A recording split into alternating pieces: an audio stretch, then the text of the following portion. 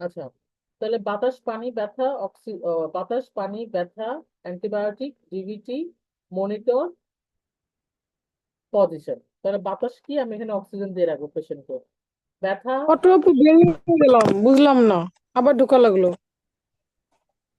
নেটওয়ার্কে ঝামেলা। হ্যাঁ, তাহলে যদি বলি যে তাহলে বাতাস, তাহলে পেশেন্টকে আমি এখানে পোস্ট অপারেটিভে অক্সিজেন যদি লাগে তো দিব, বা একদম মিনিমাম 2 লিটার একটা ন্যাসাল ক্যানুলা দিয়ে দিয়ে রাখলাম। পানি, আইভি ফ্লুইড দিব মেনটেনেন্স ডোজের। ব্যথা, ব্যথার মধ্যে এখানে আমি ব্যথাটা কিভাবে অ্যান্সার করবো সেটা আমি হাতে লিখে দিচ্ছি, সেটা আমি পরে বলতেছি। ব্যথা গেল, তারপর হচ্ছে অ্যান্টিবায়োটিক। তাহলে অ্যান্টিবায়োটিক তো আমি শুরু করছিলাম প্রোফাইলেকটিক, তাহলে সেটা আমার যদি ডোজ কন্টিনিউ করতে হয় তো কন্টিনিউ করবো। এরপর হচ্ছে ডিবিটি প্রোফাইলেক্সিস, জাস্ট লিখে নেবো ডিবিটি প্রোফাইলেক্সিস।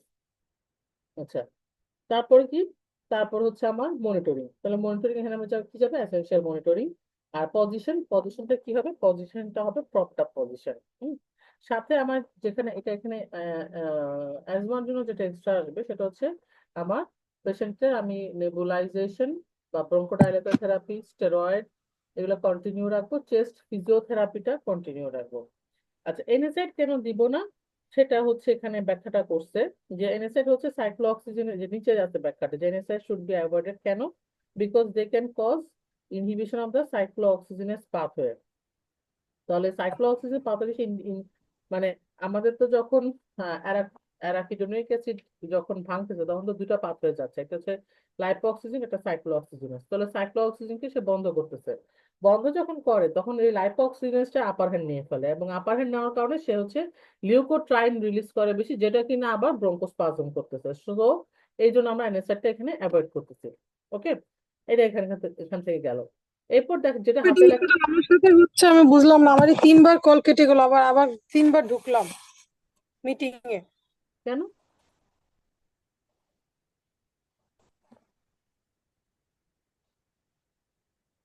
তিনবার হলো এরকম, বুঝছেন? কেন এরকম তো হওয়ার মানে, মাত্র এইটুক সময় মধ্যে তিনবার। আমার একটু ঝামেলা হইতেছে, এটা ছাড়া তার কোনো অপশন দেখি না। আচ্ছা, এবার হাতে লেখা যেটা আমি পাঠাইছি ওটা দেখো, ওটা খুলো, ওখানে দেখো একটা লেখা আছে আছে যে পোস্ট অপারেটিভ পেইন ম্যানেজমেন্ট। এটা হচ্ছে আমাদেরকে স্যার লেখাই দিছিল আর কি। তাহলে পোস্ট অপারেটিভ পেইন ম্যানেজমেন্টের মধ্যে দেখো, যেভাবে লিখছে আমি সেভাবেই বলতেছি, যে post operative pain management depend করতেছে type of surgery, presence of comorbidity. তাহলে আমি যেমন করে চয়েস অফ অ্যানেস্থেটিক টেকনিক আমি যেমন করে বললাম যে এটা ডিপেন্ড করবে type of surgery, site of surgery এবং ডিজিজ সিভিয়ারিটির উপরে, তেমনি আমার post operative analgesic management, pain management, এটা ডিপেন্ড করতেছে আমার কি টাইপের সার্জারি হয়েছে এবং তার প্রেজেন্ট কোমরবিড কন্ডিশনটা কি অবস্থায় আছে। তাহলে প্রথমে লিখবো বা বলবো মাল্টিমোডাল অ্যানালজেসিয়া, তারপর লিখবো কি প্রিএমটিভ অ্যানালজেসিয়া, যেটা হচ্ছে আইভি প্যারাসিটামল। এটার আরেকটা নাম হচ্ছে ভ্যাকসিন এগেইনস্ট পেইন। হ্যাঁ, এটাকে বলা প্রিএমটিভ অ্যানালজেসিয়াকে বলা হচ্ছে ভ্যাকসিন এগেইনস্ট পেইন। এরপর হচ্ছে লোকাল অ্যানেস্থেটিক ইনফিলট্রেশন, তারপর বললাম উন্ড ইনফিলট্রেশন। এটা হচ্ছে ইন জেনারেল, মানে এটা এটা হচ্ছে যে কোনো পেইন ম্যানেজমেন্ট, এটা শুধুমাত্র অ্যাজমার জন্য নট নেসেসারি। যে কোনো পোস্ট অপারেটিভ পেইন ম্যানেজমেন্ট আমি কিভাবে লিখতে পারি সেটারই ফরম্যাট, শুধু নট ফর অ্যাজমা। তারপর কি আছে, তাহলে লোকাল অ্যানেস্থেটিক ইনফিল্ট্রেশন গেল, তারপর গেল উন্ড ইনফিল্ট্রেশন, তারপর বলবো হচ্ছে আমি এনএসএআই অথবা উইক ওপিয়েট মানে অথবা স্ট্রং ওপিয়েট। এরপর আসবে কি আমার রিজিওনাল। রিজিওনালের ক্ষেত্রে আমি স্পাইনাল, এপিডুরাল। এপিডুরালের ক্ষেত্রে কোন লেভেল দিচ্ছি, সার্ভাইকাল, থোরাসিক, লাম্বার, কর্ডাল, যায় যে কিছু একটা। তারপর আসবে পেরিফেরাল নার্ভ ব্লক, এবং লাস্টলি হচ্ছে পিসিএ, পেশেন্ট কন্ট্রোল অ্যানালজেসিয়া। এখন ধরো তোমার উম, বলছে তোমার মেজর সার্জারি। হুম, মেজর সার্জারি যদি হয় তাহলে তোমার এখানে সবই আসবে। মানে দেখো এখানে একটা নিচে লিখছি যে বাস, বাস 0 থেকে 3, 0 থেকে 3 মানে হচ্ছে মাইল্ড পেইন। তাহলে মাইল্ড পেইন যদি হয় মানে তোমাকে এটা কেন বলছিল কথাটা, যে অনেক সময় বলতেছে যে একটা হয়তো হার্নিয়া রিপেয়ার, হ্যাঁ, ইনগুইনাল হার্নিয়া। এখন ইনগুইনাল হার্নিয়াতেও আপনারা লিখে রাখেন এপিডুরাল স্পাইনাল। হ্যাঁ, এটা তো আসলে হবে না। এটা ডিপেন্ড করতেছে হচ্ছে আপনার সার্জারির উপরে, হ্যাঁ আপনি সেখানে কর্ডাল দিতে পারেন পেরিফেরাল নার্ভ ব্লক হিসেবে, অবশ্যই দিতে পারেন। আহ তারপর পেরিফেরাল তাকে হচ্ছে ব্লক দিতে পারেন, কিন্তু স্পাইনাল বা এপিডুরাল তো এখানে আসবে না। হ্যাঁ, এই জন্য হচ্ছে টাইপ অফ দ্য সার্জারি বা ডিপেন্ডিং অন দ্য বার্থ, এটা বলে দিছিল যে যদি 0 থেকে 3 হয় তাহলে হচ্ছে মাইল্ড পেইন, তার মানে হচ্ছে তখন আমি 1 থেকে 3, 1 থেকে 3 মানে কি কি, pre-emptive analgesia, anaesthetic infiltration, local anaesthetic infiltration, অন্য ইনফিল্ট্রেশন করবো, সাথে আমি এনএসআইড দিব। যদি 4 থেকে 7 হয় তার মানে হচ্ছে মডারেট পেইন, তখন হচ্ছে আমি 1 থেকে 3 প্লাস এনএসএআইড প্লাস উইক ওপিয়েট, ধরো সাথে আমি ট্রামাডল দিলাম। আচ্ছা, আর যদি 8 থেকে 10 হয় তার মানে হচ্ছে মেজর, মেজর হলে সব একদম 1 থেকে 7 পর্যন্ত যা যা আছে সব আমি দিতে পারি। হ্যাঁ, এটা একটা মানে একটা এটা কোনো বাধা ধরার কোনো নিয়ম নাই, এটা হচ্ছে জাস্ট মনে রাখার সুবিধার্থে যাতে একদম বেসিক জিনিসটা না ভুল করি। কিন্তু হার্নিয়া রিপেয়ার করতে গিয়ে আমি যে তাকে কর্ডাল দিতে পারবো না, এটা কিন্তু কোথাও বলা নাই, দিতে পারি, কিন্তু সেখানে আবার এপিডুরাল দেওয়াটা আবার বেশি বেশি হয়ে যায়। ঠিক আছে। আচ্ছা, এরপর দেখাটা কথা লিখছি, সেটা অ্যাজমাতে এনএসএআই দিয়ে অ্যাজমা অ্যাগ্রিভেট হয় 10%। যদি অ্যাসপিরিন ইনডিউস অ্যাজমার হিস্ট্রি থাকে তাহলে এনএসআইড দিব না, যদি না দেয় তাহলে এনএসআইড দিব।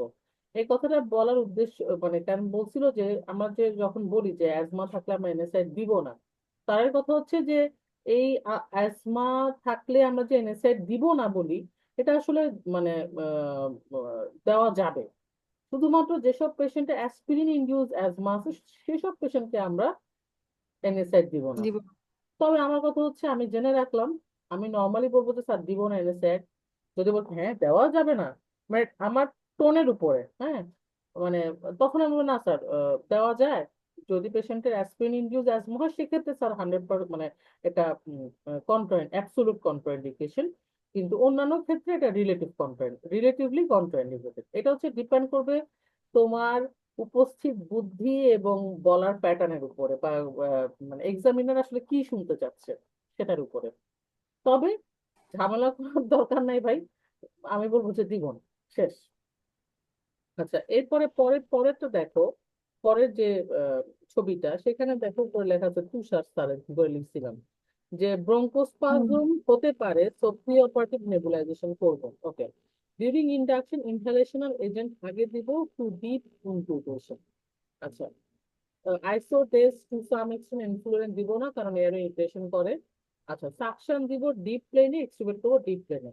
তারপরে কথাটা হচ্ছে যে তোমার মোড অফ মেকানিক্যাল ভেন্টিলেশন, যেটা আমরা পড়ছি যে এখানে এই মেকানিক্যাল ভেন্টিলেশন জন্য আমরা কি কি করি, দেখো ওগুলো লেখা আছে টু মেইনলি। এখানে যে ব্যাপারটা হয় সেটাকে বলা হচ্ছে ডাইনামিক হাইপার ইনফ্লেশন। তাহলে ডাইনামিক হাইপার ইনফ্লেশনটাকে অ্যাভয়েড করার জন্য, বা আমি বলবো এয়ার ট্র্যাপিংটাকে অ্যাভয়েড করার জন্য আমি কি কাজ করবো, ওইগুলো কিন্তু আমরা অলরেডি পড়ে আসছি। হুম, এই অলরেডি পড়ার মধ্যে এক্সট্রা যেটা থাকবে সেটা হচ্ছে লাস্টেরটা, লাস্টের দুটা, যে ইন্সপিরেটরি ফ্লো বাড়াচ্ছি, আর পিক এয়ারওয়ে প্রেশার এটা হচ্ছে লেস দেন 30 বা 35 সেন্টিমিটার অফ ওয়াটার রাখবো, এটাই মানে এয়ারওয়ে প্রেশারটাকে কমায় রাখবো। তাহলে আরেকবার যদি আমি বলি প্রথম থেকে, তাহলে হচ্ছে আমি এখানে টাইডাল ভলিউমটা কম দিব, মানে হচ্ছে 6 ml/kg, রেসপিরেটরি রেট কম দিব 10, পেশেন্টের আই রেশিও বাড়াবো 1:4, এরপর হচ্ছে পিক দিব না। তারপরে বলবো হচ্ছে আমি এখানে হিউমিডিফাইড ওয়ার্ম, হিউমিডিফাইড এবং ওয়ার্ম ইন্সপায়ার্ড গ্যাস দিব। হ্যাঁ, ইন্সপায়ার্ড গ্যাসে হিউমিডিফাইড হবে, ওয়ার্ম হবে। ইনহেল ব্রঙ্কো ডাইলেটর দিব। আর লাস্টলি হচ্ছে peak airway flow, airway pressure, এটা হচ্ছে আমি less than 30 centimetre of water রাখবো। ওকে। আচ্ছা, এই দুটো হচ্ছে নতুন, এটা আমরা এই দুটো হচ্ছে হাতে লেখা ছিল, বাকি যেগুলা ছবি তুলছি ওগুলা হচ্ছে এতক্ষণ আমরা কথা বলে আসছি। এতটুকু গেল আমাদের অ্যাজমার উপরে। এখন আসো সিওপিডি তে। সিওপিডি আসলে একদম টিপিক্যাল সিওপিডির ফিচার নিয়ে পেশেন্ট আমি এই পর্যন্ত কখনো দেখি নাই পরীক্ষায় আসতে অথবা কেস আনতে, শুনিও নাই। আর তো সিওপিডির জন্য হচ্ছে অ্যাজমার মতোই থাকবে, সাথে প্রেজেন্টেশন নিয়ে যদি আসে বা হিস্ট্রি যদি থাকে তখন আমাদের সিওপিডি লাগবে, আদারওয়াইজ সিওপিডি আমাদের আসলে খুব একটা আসে না। আচ্ছা, এখন আসো সিওপিডি এর ক্ষেত্রে কি পড়বো, ওই যে নিচের দিকে 133 নম্বর পেজের নিচের দিকে যেটা ছিল যে প্যাক পার ইয়ার মানে কি। 20, তাহলে 1 প্যাক পার ইয়ার মানে হচ্ছে 20 সিগারেট পার ডে পার ইয়ার। সে যদি খায়, আল্লাহ কতগুলো টাকা নষ্ট করে, চিন্তা করছোস। আচ্ছা, এরপরে দেখো যে ওয়াই সিওপিডি বা সিওপিডি ডেফিনেশন এগুলো লাগবে। আচ্ছা, এরপরে মানে ওয়াই সিওপিডি এটা একবার পড়বা, ডিফারেন্সিয়াল ডায়াগনোসিসটা পড়বা, ব্রঙ্কিয়াল অ্যাজমা সিওপিডির মধ্যে ডিফারেন্সটা কি, reversibility difference. COPD fully reversible না, মানে কথাটা বলতে হবে ফুললি, যে সিওপিডি ফুললি রিভার্সিবল না, ব্রঙ্কিয়াল অ্যাজমা ফুললি রিভার্সিবল। আচ্ছা, কনফার্মেটরি কি করবো, স্পাইরোমেট্রি দিয়ে। তাহলে স্পাইরোমেট্রিতে কি কি হইতেছে সিওপিডিতে, সিওপিডিতে হচ্ছে এখানে আমার FEV1 FVC কমতেছে। তো কমতেছে, এবং রিভার্সিবিলিটি টেস্ট যদি করি, ব্রঙ্কিয়াল অ্যাজমার ক্ষেত্রে রিভার্সিবিলিটি টেস্ট করলে 15% ইমপ্রুভ হয়। এখানে 15% এর চাইতে কম ইমপ্রুভ হয়, ইমপ্রুভ হয় কিন্তু সেটা 15%-এরও কম। আর bronchial asthma, sorry, FEV1 FVC ratio, যেমন FEV1 হচ্ছে এই যে 80%-এর কম, FEV1 FVC ratio 70%, less than 70% predicted থাকবে। আচ্ছা, আর এখানে লাং ভলিউম এবং ক্যাপাসিটি অ্যাজমা সিওপিডি দুটার ক্ষেত্রেই বাড়বে। ইনভেস্টিগেশন গুলোতে দেখো, ইনভেস্টিগেশনে তুমি কি পাবা, বিশেষ করে হচ্ছে আমাদের এক্স রে। এক্স রে তে কি পাচ্ছি, এক্স রে হচ্ছে hyper translucency, hyper inflation. Hyper inflation মানে কি, যে ডায়াফ্রামের ফ্ল্যাটেনিং হচ্ছে, ইন্টারকোস্টাল স্পেস গুলো বেড়ে যাচ্ছে। আর গুলা যদি থাকে তো থাকে, না থাকলে নাই, না থাকলে তো আমার বলার দরকার নেই। তাহলে মেইনলি এখানে আমি ইনভেস্টিগেশনের মধ্যে সিওপিডি হিস্ট্রি দিয়ে, অ্যাজমা যেমন হিস্ট্রি দিয়ে আমি হচ্ছে ডায়াগনোসিস করি, সিওপিডি ডায়াগনোসিস করার জন্য আসলে আমার কিন্তু ইনভেস্টিগেশন লাগবে। ইনভেস্টিগেশনের মধ্যে আমার কি লাগবে, চেস্ট এক্সরে লাগবে মিনিমাম। আর হচ্ছে আমি যদি কনফার্মেটরি করতে চাই, তাহলে আমি কি করব, স্পাইরোমেট্রি করব এবং রিভার্সিবিলিটি টেস্ট করব। সেটা দেখে আমি সিওপিডি বুঝতে পারি। ওকে, এরপরে আসো তারপরের পেজে, what definition of the COPD. 135 নম্বর পেজে COPD definition, risk factor. Risk ফ্যাক্টরের মধ্যে শুরুতে আসবে সিগারেট স্মোকিং, এবং তার নিচে প্রেজেন্টেশন অফ দ্য সিওপিডি, তিনটে calf sputum, calf with productive sputum, dyspnoea on exertion. এছাড়া হিমোপ্লাসিস পেরিফেরাল এডিমা এগুলো থাকতে পারে, নট নেসেসারি থাকবে। কিন্তু সাধারণত কি হয়, ইউজুয়ালি পেশেন্টের এজ হচ্ছে, মেল পেশেন্ট, স্মোকার, বয়স মানে মিডল এজ বা বয়স্ক পেশেন্ট, যাই হোক, কাফ উইথ প্রোডাক্টিভ স্পুটাম থাকবে, Disney on the chest exertion, on exertion থাকবে। আচ্ছা, এর পরের পেজে আসো, 135 36 নম্বর পেজে দেখো গোল্ড ক্রাইটেরিয়া আছে, স্পাইরোমেট্রিক ক্রাইটেরিয়া। গোল্ড স্পাইরোমেট্রিক ক্রাইটেরিয়াতে mild, moderate, severe, very severe, এগুলোকে হচ্ছে ভাগ করছে। এটা আমি এই জন্য দেখি নাই কখনো আসতে, হ্যাঁ এই জন্য কখনো দেখেন, বাট জিনিসের সোজা দেখো, সোজা কি হচ্ছে, mild, moderate, severe, very severe সবারই হচ্ছে FEV1 FVC রেশিও 70-এর কম, 70%-এর কম। আচ্ছা, আরেকটা হচ্ছে, আরেকটা কি, FEV1 more than 40% predicted with or without symptom. মডারেটের ক্ষেত্রে হচ্ছে, এরপর সবার হচ্ছে FEV1 লেস দেন 80%।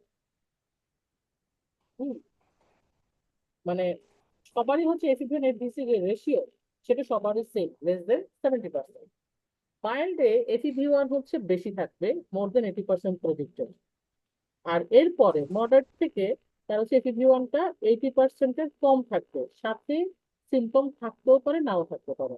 সিভিয়ারে গিয়ে দেখো FEV1টা হচ্ছে 30 থেকে 50-এর মধ্যে আসছে, উইথ আর উইদাউট সিমটম। আর যেটা ভেরি সিভিয়ার, সেখানে হচ্ছে FEV1 চলে আসছে 30%-এর কম, কম চলে আসছে, প্লাস তার কি, তার রেসপিরেটরি ফেলিওর ডেভেলপ করছে। ফলে এটা হচ্ছে আমার ক্রাইটেরিয়া। ক্রাইটেরিয়া সোজা, কঠিন নয়, ইজি। আচ্ছা, এটা গেল। এরপরে আসো, তারপরে আচ্ছা, এরপর আসো তোমার 138 নম্বর পেজে। 138 নম্বর পেজে দেখো বোর্ড ইন্ডেক্স এর নিচে আছে যে why low flow oxygen is given in COPD, what happen when high flow oxygen is given.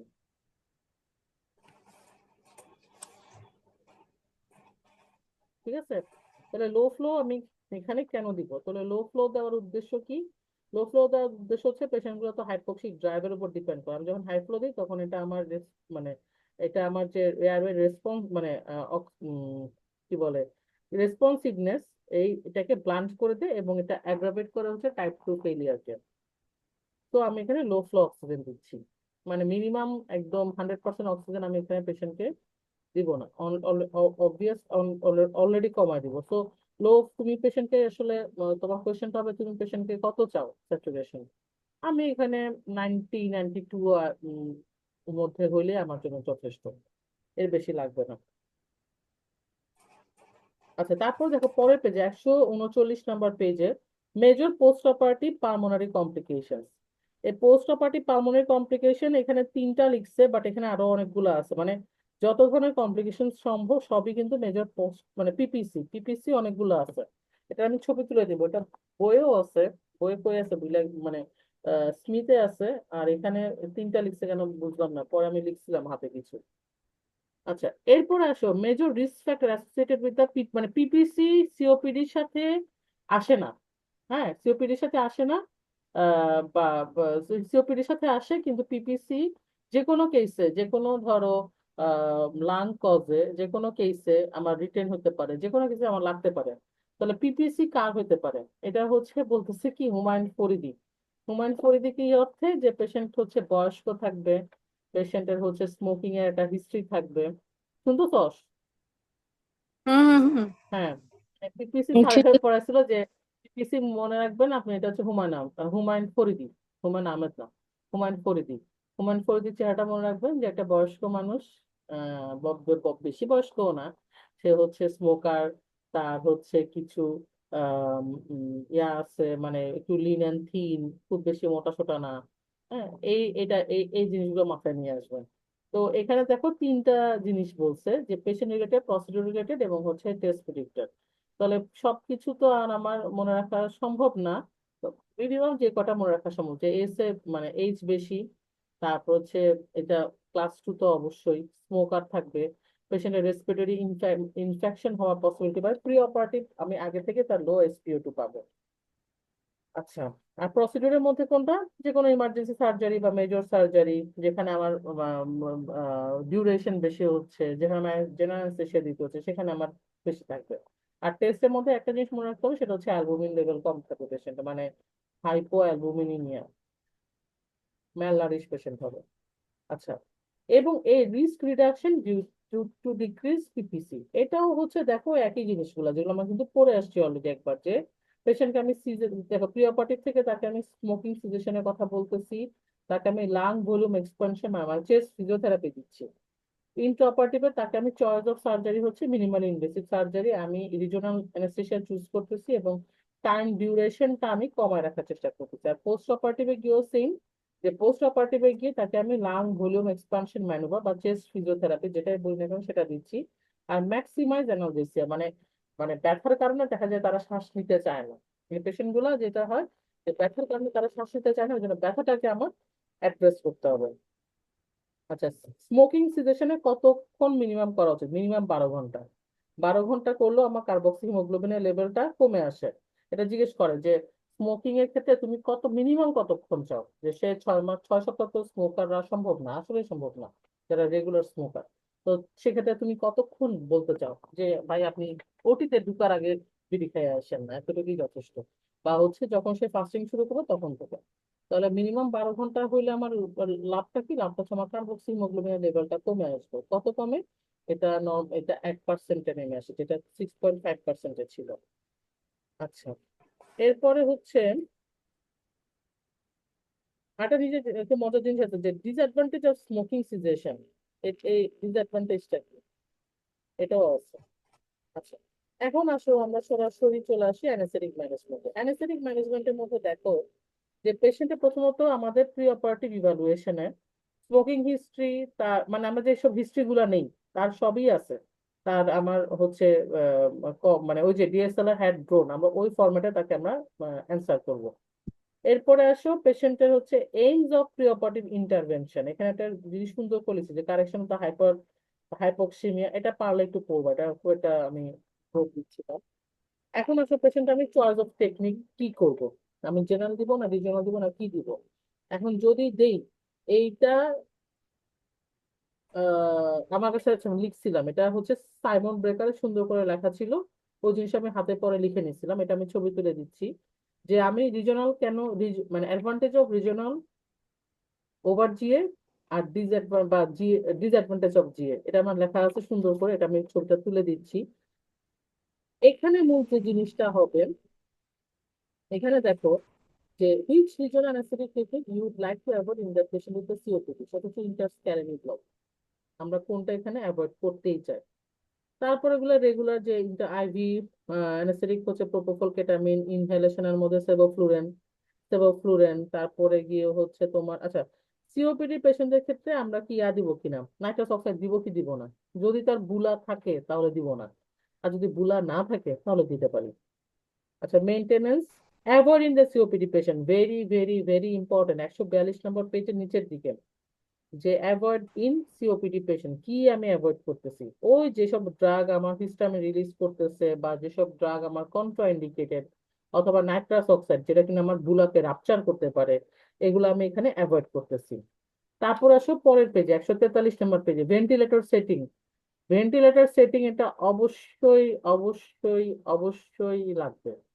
তাহলে ভেন্টিলেটর সেটিং এটাও অনেকটা দেখো ইয়ার মতোই সেম, হুম। আমাদের যে অ্যাজমার মধ্যে ছিল অ্যাজমার মতো সেম, যে আমি এখানে আহ, সব দিতে পারতেছি, কিন্তু এখানে কি আমি পিপ দিব কিনা?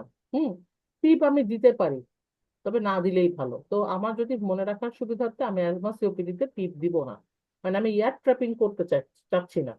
হ্যাঁ, দিতে পারি তবে না দিলেই ভালো। তো আমি বলবো কি যে দুটাতে আমি টিপ দিব না, বাকি সবগুলো হচ্ছে আমার সেম থাকবে। এখানে আমি ওয়ার্মিং গ্যাস দিব, এখানেও আমি পেশেন্টকে হচ্ছে ইন্সপিরেটরি এয়ারওয়ে প্রেশারটাকে 30 সেন্টিমিটারে কম রাখবো। এই আচ্ছা, এরপরের পেজে ঘুরে আসো 144 নম্বর পেজে মনিটরিং রিভার্সাল এক্সটুবেশন সবই, এক্সটুবেশনের আগে পেশেন্টকে ব্রোঙ্কোডাইলেটর দিয়ে নিতে হবে। আচ্ছা পোস্ট অপারেটিভ কেয়ারটা যেটা বললাম, যে ফরম্যাটে বললাম যে অক্সিজেন, তারপরে হচ্ছে কি বলে বা হ্যাঁ পানি। বাতাস পানি ব্যথা বা বাতাস পানি ব্যথা, তাহলে বাতাসের মধ্যে আমি অক্সিজেন দিচ্ছি, আবার যেহেতু পেশেন্টের যদি বা ব্যথা বা এগুলোর মধ্যে নেবুলাইজেশন, এই নেবুলাইজেশন স্টেরয়েড এগুলো থাকবে না, রেগুলার থাকে না, কিন্তু সিওপিডি ক্ষেত্রে কিন্তু এগুলো মিস করা যাবে না, আমরা মিস করি না। হ্যাঁ, কিন্তু লিখার সময় মিস করা যাবে না। আর অ্যানালজেসিসটাও তো ওভাবেই লিখবো, যেটা ফরম্যাট দেখালাম সেই ফরম্যাটে লিখবো, যে প্রথমে আমি তাকে multimodal analgesia, preemptive analgesia, local anaesthetic infiltration, wound infiltration, NSAI, NSI তো আমি এখানে দিচ্ছি না, আসলে উইক ওপিয়েট অথবা স্ট্রং ওপিয়েট, স্ট্রং ওপিয়েটের মধ্যে আমি আবার অ্যাভয়েড করতেছি মরফিন, অ্যাভয়েড করতেছি পেথেডিন, অ্যাভয়েড করতেছি। তারপর হচ্ছে আমি পেরিফেরাল নার্ভ ব্লক দিতে পারি ইন্টারস্ক্যালেনি ব্লক ছাড়া।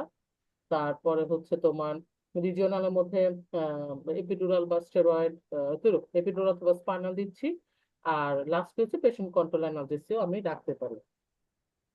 আচ্ছা, এই যে এখানে নিচের দিকে লেখা আছে দেখো, যে advantage of neuraxial opiate as post operative analgesia over local anaesthetics, এখানে দেখো এই জিনিসটা কিন্তু এখান থেকে পড়ে নাও, তাহলে হচ্ছে এই জিনিসটা দিয়ে তুমি অনেকগুলা অনেক কোয়েশ্চেনের অনেক অ্যান্সার কিন্তু ঘুরে ফিরে বারবার লিখতে পারবা, যে আমার এখানে নিউরোএক্সিয়াল ওপিয়েট দিলে আমার এখানে লাভটা কি, শুধু আমি ওপিয়েটই দিচ্ছি।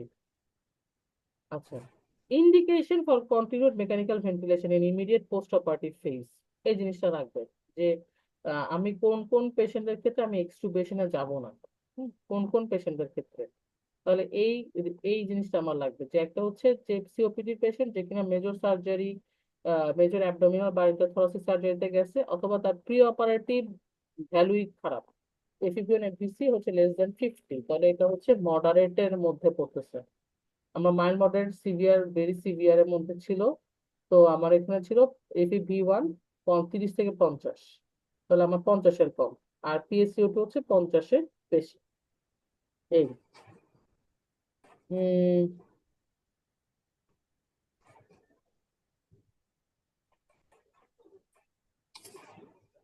এই তো, এই হলো আমার সিওপিডি তে গেল কি, এই শেষ, ঠিক আছে। আচ্ছা সিওপিডি অ্যাজমা নিয়ে কাইটা গেছে টাইম। আচ্ছা, এখন যেহেতু আমরা যে কারণে আমরা সিওপিডিতে আসলাম সেটা একটু দেখি। এটা হচ্ছে ভলিউম 3 বইটা খুলো। ভলিউম 3 বইয়ের 580 নম্বর পেজ। আমরা দেখি এখানে নতুন কিছু দিছে কিনা। Difference history.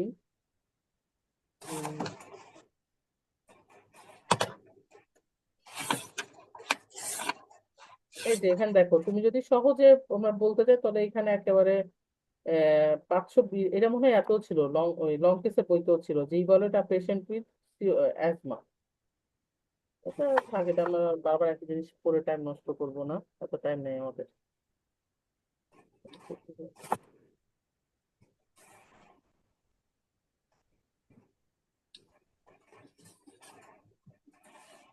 আচ্ছা, এটা দেখো 583 নম্বর পেজে, how do induce anaesthesia in an asthmatic patient. হ্যাঁ, এটা দেখতে পারো। এই জিনিসটা সুন্দর করে লিখছে যে প্রিন্সিপাল হচ্ছে to block airway reflex, to relax airway smooth muscle, to prevent release of mediators. এটা একবার এখান থেকে রিডিং দিয়ে নাও। এটা আমরা অলরেডি পড়ছি, কিন্তু এখানে একটু আহ একদম গোট্টা করে লিখে দিচ্ছে। তারপরে এই 584 নম্বর পেজের এই কোয়েশ্চেনটা আমরা পড়ছি ল্যাব কলের। আচ্ছা, এরপরে হচ্ছে ভোলাটাইল অ্যানেস্থেটিক, বিটা অ্যাগনিস্ট,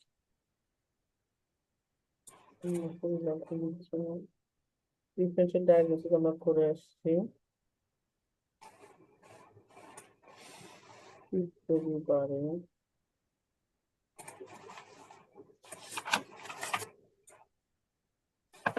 এক্সট্রুবেশন করছি।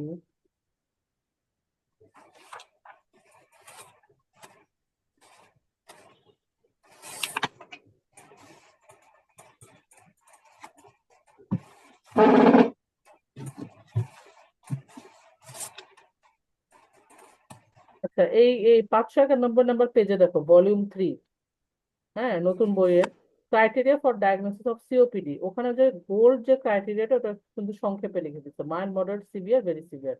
একদম সংক্ষেপে, ওই শুধু FEV1 দিয়েই হচ্ছে লিখে দিচ্ছে। FEV1 FBC আর আনে আনে নাই। এটা একটা দাগ দিতে পারো।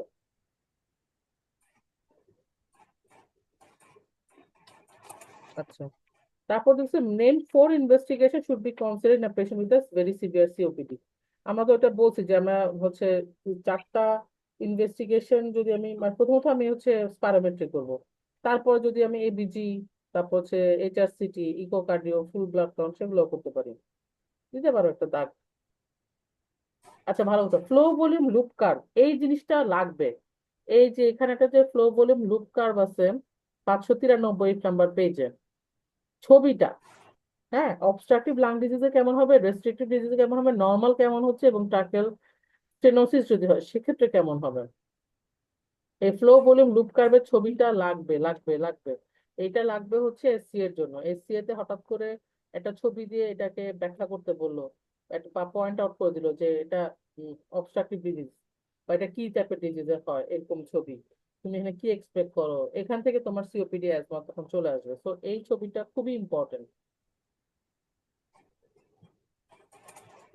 পরের পেজেও দেখো, এই ওই ছবিটা দিয়ে ব্যাখ্যা করছে যে flow compare flow volume loop representing obstructive and restrictive, মানে এখানে দুটা দিচ্ছে। পরেরটাতে হচ্ছে হেলদি সাবজেক্ট এবং সিওপিডি। মানে এই যে 593 নম্বর পেজে যে 4টা ছবি, হ্যাঁ, এটা খুবই ইম্পর্টেন্ট। প্যাসিভ এক্সারসাইজেশন আমাদের লাগলো না। আচ্ছা, এখানে একটা কোয়েশ্চেন দেখো দিছে, জানুয়ারি 24-এর, জানুয়ারি 24-এর। আচ্ছা, aims and objective of pre operative anaesthetic check up. হুম, কত of a পেজ আপু? 593। আচ্ছা। What are the aims and objectives of preoperative anesthetic checkup of a patient suffering from COPD for upper abdominal surgery? তাহলে aims and objectives মানে what are the objectives of preoperative anesthetic checkup, আমরা কেন কেন করতেছি। তাহলে এই এই জিনিসটা যদি আমাদের আসে, তাহলে এইমস এন্ড মানে কোয়েশ্চেনটা কি চাইছে, এইমস এন্ড অবজেক্টিভ অফ মানে আমি প্রিঅপারেটিভ অ্যানেস্থেটিক চেকআপটা কেন করব, তাহলে কেন করতেছি। তো এখানে এম মানে উদ্দেশ্য, আর মানে অবজেক্টিভ, অবজেক্টিভ গুলো হচ্ছে ব্যাখ্যাগুলোকে আমি মানে এই অবজেক্টিভ গুলো আসলে অনেকটা হবে আমার ইয়ার সাথে মিলায় কিছুটা হিস্ট্রি, কিছুটা প্রিপারেশন, কিছুটা অপটিমাইজেশন, সবকিছু মিলায় আসতেছে। এই কোশ্চেনটা দেখো, এইমস এন্ড অবজেক্টিভস। এখানে তো খুবই সুন্দর করে লিখছে, বাট পরীক্ষার হলে এত সুন্দর করে মাথায় আসার কথা না। হ্যাঁ, পরীক্ষার হলে যদি আমার আসে খুব করে একটা কোয়েশ্চেন দিয়ে দেয় যে aims and objectives of pre operative check up, তাহলে চেক আপের তখন আমার তো মাথায় ঘুরবে প্রি অপারেটিভ ইভালুয়েশন এবং প্রি অপারেটিভ প্রিপারেশন। তখন তখন যেটা এ ধরনের একটা কোয়েশ্চেন যদি আমাদের প্রিপারেশন না থাকে, হুট করে চলে আসে, আমার সাজেশন থাকবে তখন ইভালুয়েশন এবং প্রিপারেশন দুটাকে একসাথে মিক্স করে লিখে ফেলবো, যে আমি কেন করতেছি, মানে আমি কেন একটা পেশেন্টের অ্যানেস্থেটিক চেক আপ করি, আমি চেক আপ করার জন্য কি কি কাজ করি, চেক আপ করার জন্য আমি তার হিস্ট্রি নিয়ে ইনভেস্টিগেশন দেখি, এক্সামিনেশন করি, কিছু ড্রাগ অপটিমাইজেশন করি, রিস্ক স্ট্রাটিফিকেশন করি, এই মানে আমি কিছু প্ল্যান করি, এইগুলো এখানে চলে আসছে। একদম লাইন টু লাইন পড়ার দরকার নেই, এটা জাস্ট দুইবার রিডিং দিবা, খুব বেশি করার দরকার নেই। চয়েস অফ ইন্ডাকশন এজেন্ট, আচ্ছা, 4 strategies to reduce airway pressure, ওই যে মানে ভেন্টিলেশন টেকনিক।